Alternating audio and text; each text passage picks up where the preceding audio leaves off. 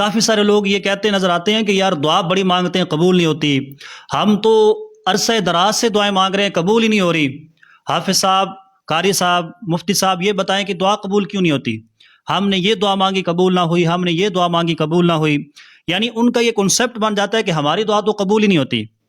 البتہ یہ یاد رکھیے گا کہ دعا کے قبول ہونے کے بھی چند اسباب ہیں، چند لوازمات ہیں دعا کے قبول ہونے کے۔ مفتی احمد یار خان نعیمی علیہ رحمہ آپ نے بڑی با کمال بات لکھی۔ آپ فرماتے ہیں کہ دعا کی قبولیت کے دو باسو ہیں۔ آپ فرماتے ہیں نمبر 1 صدق مقال، نمبر 2 عقل حلال۔ صدق مقال سچ بولنا، سچی گفتگو کرنا، سچ بولنا، یعنی بندہ سچا ہو تو پھر دعا قبول ہوگی۔ اور اس طرح آپ فرماتے ہیں کہ عقل حلال، حلال رزق کا کمانا اور کھانا، کہ جب رزق حلال ہو تو پھر بندہ دعا کرے تو رب اس دعا کو قبول کرے گا۔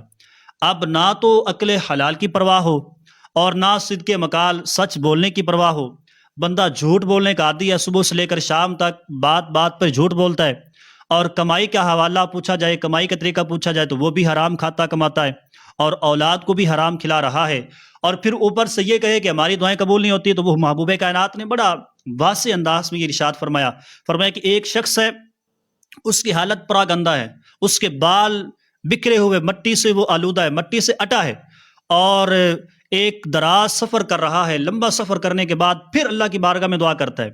تو آپ فرماتے ہیں کہ لیکن اس کا کھانا حرام، اس کا پینا حرام، اس کا لباس حرام کا، اور اس کا مسکن، رہائش جگہ، گھر وہ بھی حرام کا۔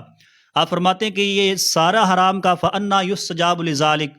اب اس کے باوجود وہ اللہ کی بارگاہ میں دعا کرتا ہے تو اس کی دعا کیسے قبول ہو؟ کہ جب اس کا کھانا پینا حرام ہے، اس کا لباس حرام کا، اس کا رہنا سہنا حرام کا، اس کے جسم پر لباس حرام کا، اب وہ اللہ کی بارگاہ میں دعا کرتا ہے تو دعا قبول نہیں ہوتی اور شکایت کرتا ہے۔ آپ فرماتے ہیں فَأَنَّا يُسْتَجَابُ لِذَلِكَ، اب اس کی کیسے دعا قبول ہو؟ تو یاد رکھیے کہ عقل حلال، جب رزق حلال بندہ کمائے کھائے تو پھر دعا کرے تو اللہ قبول کرتا ہے، اور اگر رزق حرام ہو تو پھر بندہ ہاتھ اٹھا کر آسمان تک بھی پہنچ جائے تو پھر بھی وہ دعا قبول نہیں ہوگی۔ اور اسی طرح سچ بولنا، تو عادت بن جائے کہ عقل حلال ہو، صدق مقال ہو، تو پھر دعائیں قبول ہی قبول۔